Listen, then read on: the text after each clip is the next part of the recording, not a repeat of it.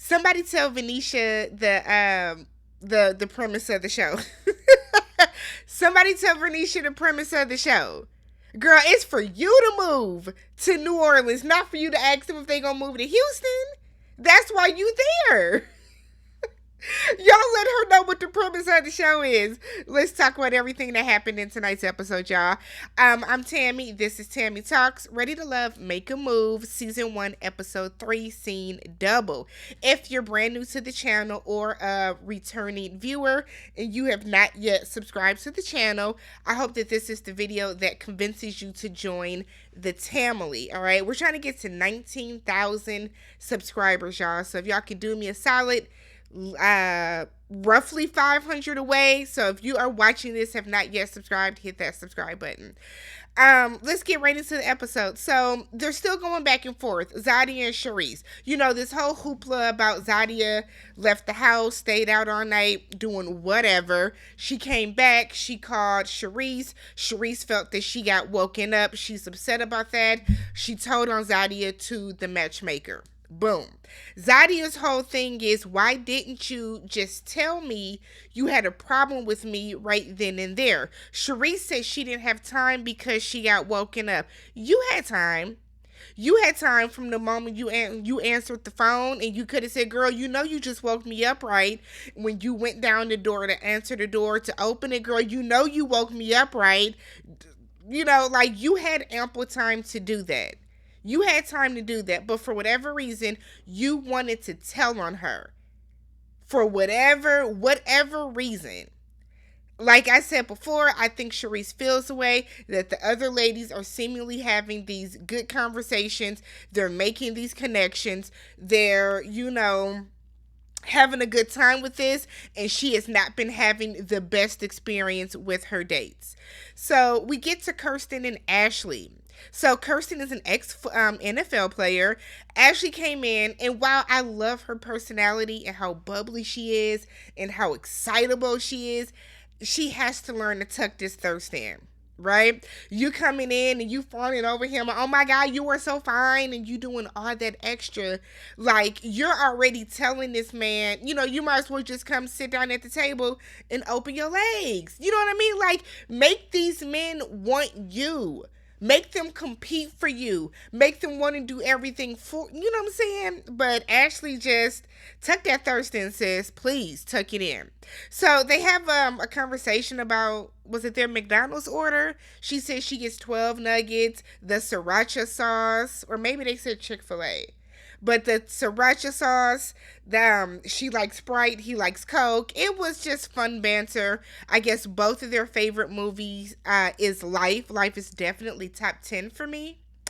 Definitely top 10. My favorite movie, y'all don't judge me. My favorite movie is Set It Off. That is a true story about friendship. I tell my friends that all the time. Set It Off is the epitome of a story about friendship. Why? Because four heifers came together, start robbing banks so that they can get TT's son out of the foster care system after he got taken away because they were at work and the baby drank some bleach. That is friendship. They died for each other. That is friendship. Nonetheless, so Ashlee is talking about kids, and she said that she's scared to have kids, but knows that she would be a good mother, but she does want to have children. We then see Kirsten going on a date with Zadia, and I said, it's bad enough that on Ready to Love, it always comes down to the women competing for a man that they're really out of his league. But to now have these women competing on here and dating the same man just seems very counterproductive to me. Nonetheless, Kirsten is out with Zadia. The way he was staring at her and licking his lips was uncomfortable. I didn't like any part of it. Don't stare at me and not talk for however long that took for him to do that while you're licking your lips and moaning. Disgusting. So he wants to pray silently, and then they both say amen, and I was kind of with Zadia. Who you praying to and what you saying? No, let's pray out loud. Let's pray out loud together. Don't tell me you're going to bless the food for us and then you pray quietly to yourself. I didn't like that either. Let's pray out loud together. I want to hear what you're saying. I want to hear if you praying to the same God that I pray to. Okay, so Zadia is talking to him about kids, and she said she would gift him a child. I want Zadia to start telling these men she don't want kids and stop wasting everybody's time. You want to gift a child to somebody, girl. You don't want kids, and that's fine if you don't. Perfectly fine if you don't. Nobody should ever judge anybody if they do not want children. But like the way that she keeps phrasing this and saying this, it's not attractive. I don't think it's turning any of the men on. It's giving a red flags because they looking at you like, girl, are you crazy? But okay, sis. So then we get to meet a nice guy named Walter, who is a musician, and he's out with Vernisha. They go to a cooking class. She asks him, how would it work? Because they're making shrimp etouffee, which love etouffee. But she's asking him, how would it work with her being in Houston and him being in New Orleans? Vernisha, girl, did you forget what the show was for? Isn't the premise of the show to see if these four ladies can find love there and then want to make the move? Why are you asking him if he's gonna move to Houston? You should have waited for Ready to Love, Make a Move, the Houston version. But no, sis, that's not how this works. So he told her, like, or you could move here. And honestly and truly, I think that's why she is keeping around Jabari, because Jabari has ties to Houston because his daughter's in college there. I think she's keeping him around even though he might not check all the boxes she wants. She's keeping him around because he would probably be more willing to move to Houston than probably some of the other guys. So we then see Walter go on a date with Sharice. That she gave him that fake church hug. I don't think she's attracted to him. But they're on a horse and carriage ride, and we once again see Sharice having kind of a dud of a conversation. It's like Sharice wants the guy to carry on the conversation. She wants the guy to kind of do all the work while she just kind of sits back and chills. And that's just not feasible. Both of you have to be able to carry a conversation. She was giving him very minimal 1 to 2 word answers, but we find out that he was married for 19 years and he said it just didn't work out. So he seems like a really, really nice guy. I like Walter. So he said that he's wrote for, he was like Lil Boosie, T-Pain, and did he say Lil Jon? And I was looking like, you should have picked some better names to throw out. But I like him. He seems like a really nice guy. She then throws some shade and was like, I'm so happy this is going well. You know, some men don't even want to talk. Girl, you barely talk yourself unless you bitching about something. Stop it, Sharice. Girl, bye. I don't like these joint confessionals that they're doing together. Let's scrap that idea. Don't like it because it seems very forced. It seems like y'all told them, okay, y'all come sit down. We're going to ask you guys 3 questions.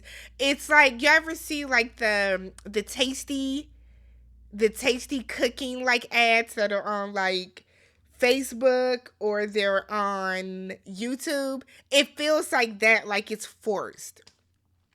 So Sharice and Maurice have a date. They're at a picnic in the park, and we get a close up of his very maintained pedicure toes and his LV slides. And she was like, "You like Louis Vuitton, huh?" And he was like, "I like the finer things in life." She then says in her confessional that she is attracted to successful men. Because she feels that she is successful. I don't know what she does. I didn't watch her season, but she does not want to be with a man that is still building. She wants to be with a man that is comfortable in his career, sitting at the top of where he wants to be, so that she wants to jump into a life that's just gonna be smooth sailing. Basically, she doesn't want to be with a man that has ambition and is still, climbing the corporate ladder. She wants a man that already got the bag, basically.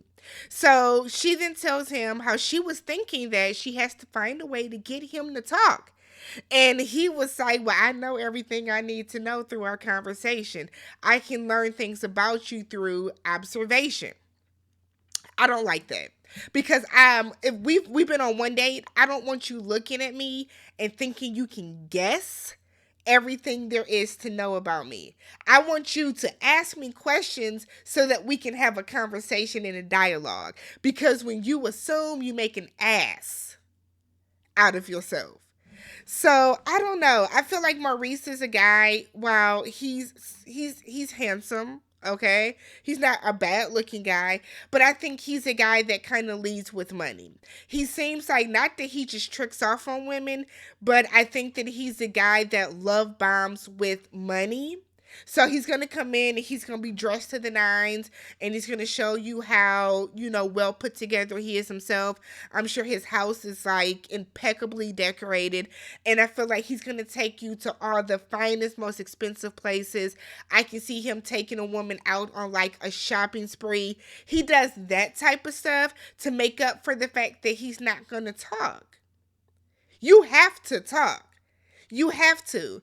So he said that he doesn't move quick in relationships. He likes to be slow and deliberate. And I'm just like, I'm so sick of y'all coming on these TV shows and thinking that y'all can be slow and deliberate about any fucking thing. You are on a dating reality show where the premise is for you to get together with this person and see if this person is going to move to this state.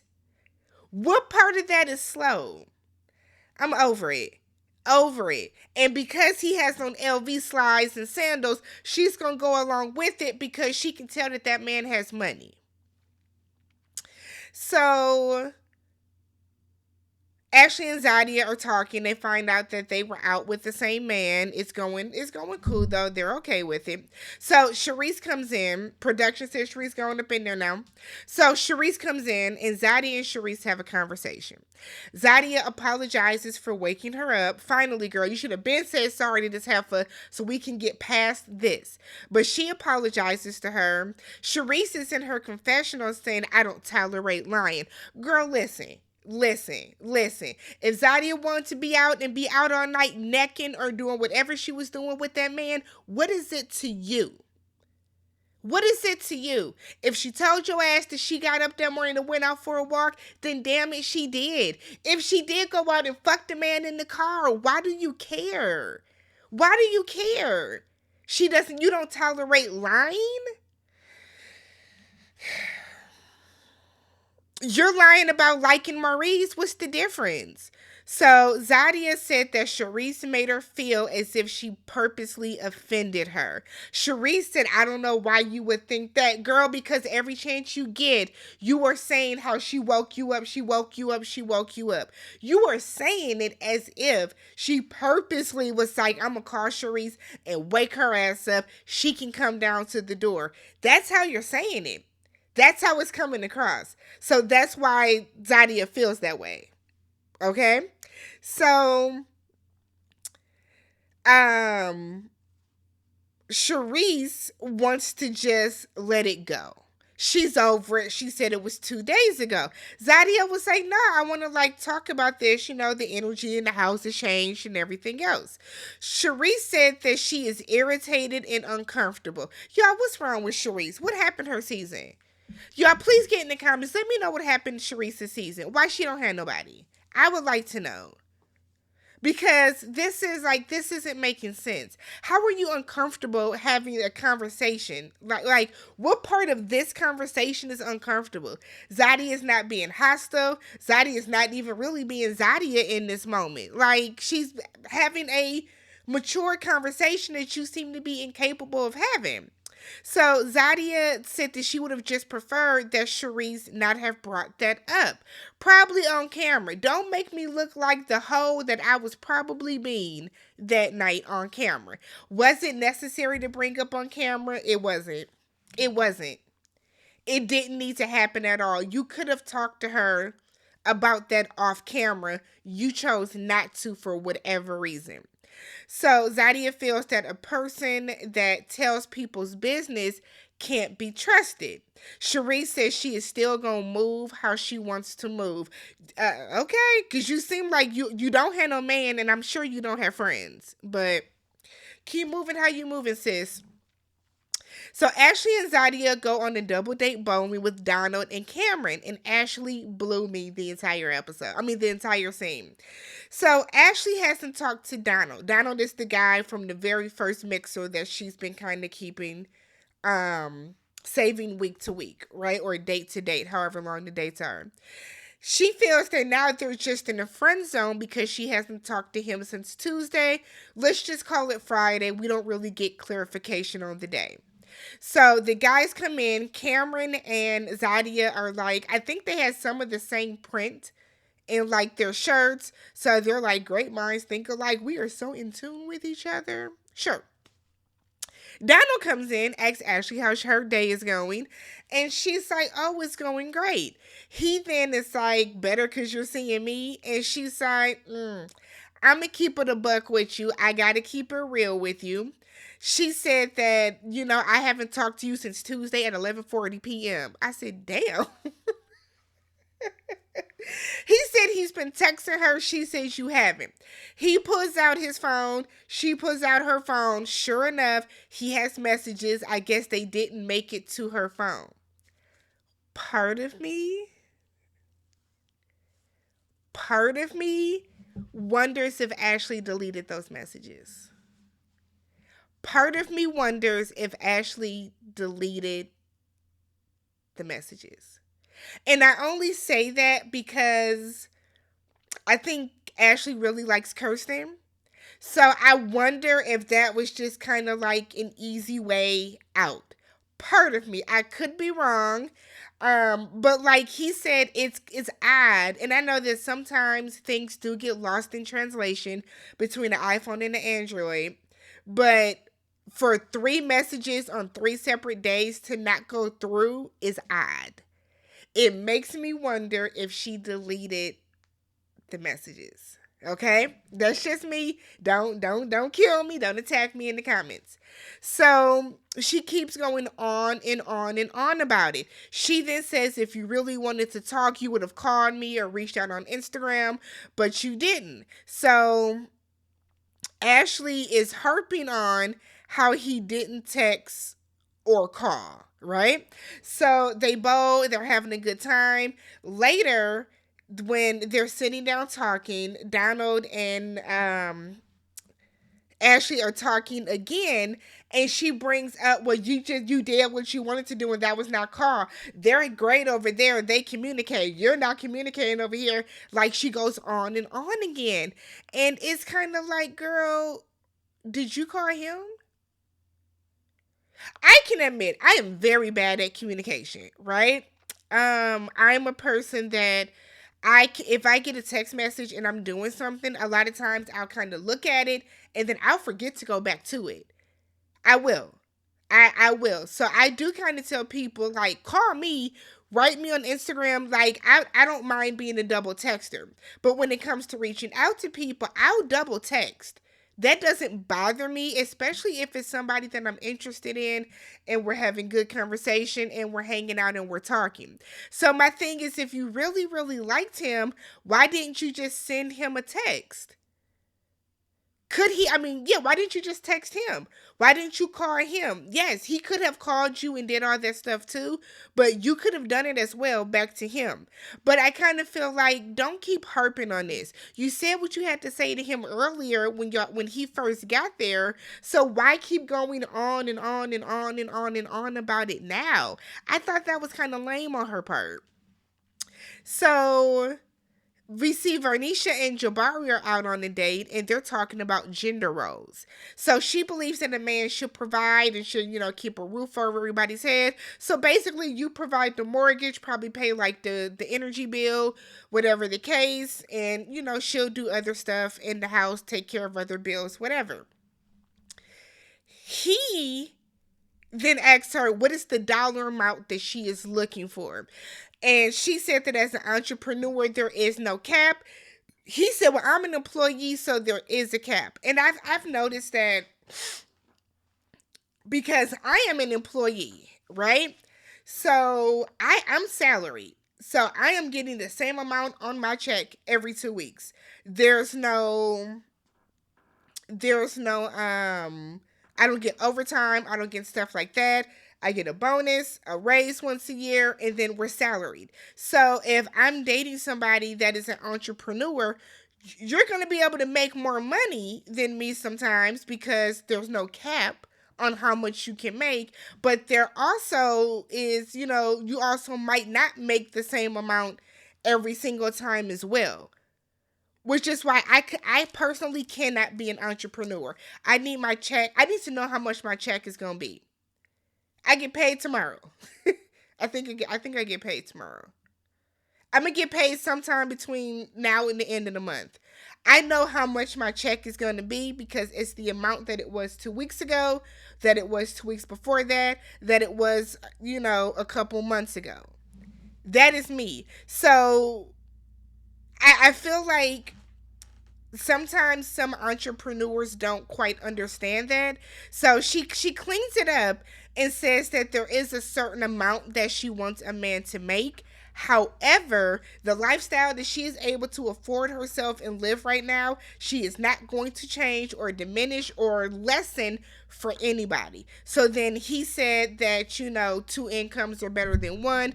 Dual income, cool. Cool. Again, I think she's only keeping him around because he has a link to Houston and he might be more willing to move to Houston than some of the other men. So we then get we're at the mixer. Okay, so now it's time for the ladies to pick. Are you gonna keep this guy or go with the new date that you had this time? So we're at the mixer. I'm sorry, before that, they're talking to Tamika. Ashlee says she really likes Kirsten, said Donald has some competition. Zadia said that she enjoyed him, they had a good time, but I think Zadia still really likes Cameron. Sharice said that she enjoyed Walter's company, and she liked that he actually talked. Now, this is your third time mentioning communication and talking. Third. Okay? And then we have Vernisha, who liked the date with Walter. She likes that he can cook and he's good with his hands. So when they get to the mixer, Ashlee is still mad at Donald, and I promise you I'm over it. I'm so over it, girl. I don't know what to do. She said communication is key. He apologizes once again for not calling or text, or for not calling or trying to text again, or setting up a damn smoke signal or a pigeon carrier. Or a carrier pigeon, I should say. But like, my God. So Zadia decides to keep Cameron, which is not a shock. Vernisha decides to keep Jabari, which I thought she would have kept Walter. But like I told y'all, that Houston connection that he has. Sharice apparently doesn't mind Maurice's Louis Vuitton. Was it a holster? Because I don't think it was a full vest. She didn't mind that because the shit is Louis Vuitton. But she's keeping this man because he has money. He don't even talk. He literally does not talk. You keep saying he doesn't talk, but you're going to keep him as opposed to Walter, who was willing to talk. Poor Walter ain't getting nobody. And then we see Ashlee talking to Donald. She gets overly emotional, kind of out the blue, because she doesn't know what to do. And she talks about the communication again. Girl, be done with Donald. Just let Donald go. Move forward with Kirsten, and then hopefully Kirsten texts and calls you as much as you need. But move forward. Let me know what you guys thought about the episode. If you have not already, go ahead and leave some comments down below so we can talk about everything that happened, and I will catch you guys in the next one. Peace.